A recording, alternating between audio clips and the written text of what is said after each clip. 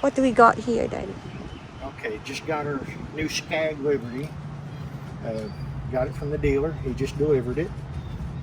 He said during the prep they leveled the deck and set it for the 3-inch mark to be exactly 3 inches. They burned the clutch in as per the instructions in the manual. That way I didn't have to do it. They went in and done a proper clutch burn-in for the clutch. They checked all the levels. They adjusted everything for an even ride, and just basically made sure everything was ready for it to come out the door and be delivered.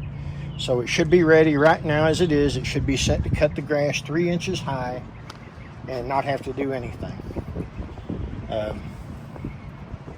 This has a 5-year warranty and 750 hours. So that's one of the longest warranties on a mower. So that's one of the reasons we chose it. The second reason I chose it was because the Kawasaki engine is one of the better ones. This one does have commercial grade transmissions and pumps on it. Yeah. So easy to work on the engine. The seat, this is one of the things I like about it, the seat don't flop all the way forward. They have a catch on the seat. So you can get to everything real easily right here on the engine. Very easy to work on, looks like. The belts and everything is easy to get to down here. Tensioners and everything, good looking system.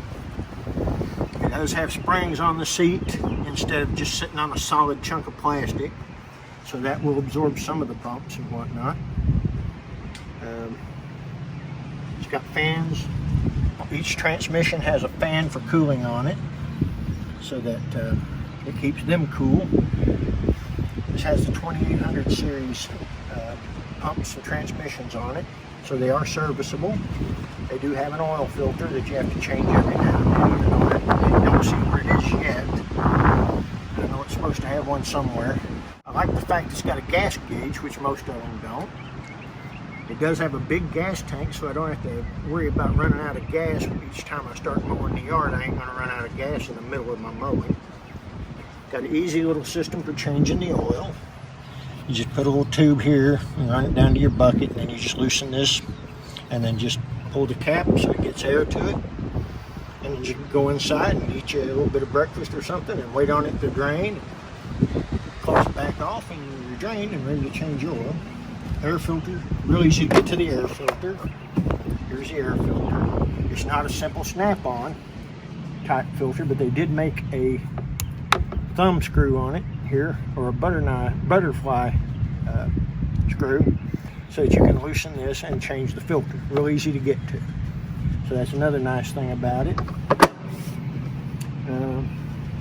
I've not mowed with it yet. I'm anxious to try it out. We've got over half our yard that still needs mowed. I'll leave it at 3 inches and see how the cut looks at that.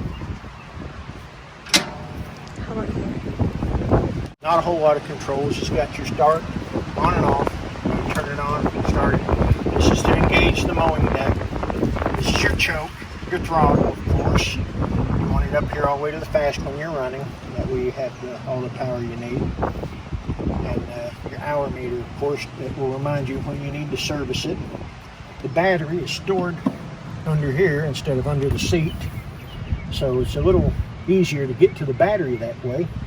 Raise the seat up and it's very easy to get to. One of the other nice things about this, they've made it so that maintenance is going to be really simple on this thing. Deck leveling, real easy on your deck leveling. You've got your nuts here and back here. Real simple adjustment to level the deck to exactly where it's supposed to be.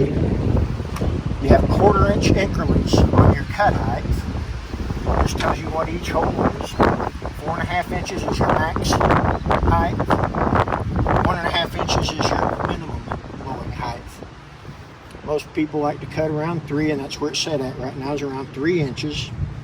So that's where I'll be cutting it. And they've got a block of wood under the chute right now, but that's supposed to be really flexible and handle a lot of abuse. But I may make that where it will hold up so I can blow things further away. It's got nice good sized tires on it.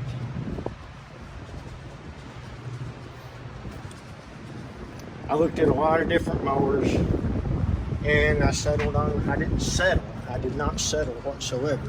I chose the Scag. That's the one that I decided was more suited to what I needed. My last mower had a 54-inch deck, which sometimes would dig into the ground, so I chose a little smaller deck this time for a smoother cut.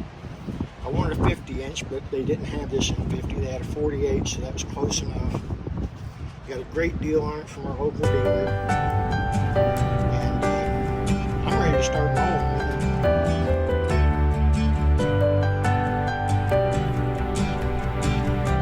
I wonder what color the seat is. Are you ready to take off? I'm ready to try it out. Oh, it's fun. That's a good job.